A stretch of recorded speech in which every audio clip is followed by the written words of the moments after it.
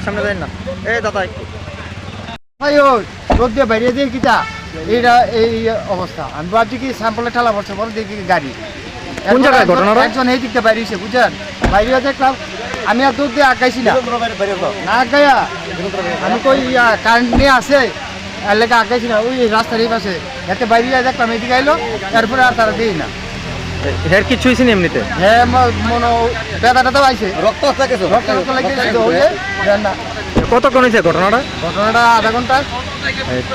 Police প্রশাসন বা fire service কেউ আইছে? না অনেকেই আইছে না।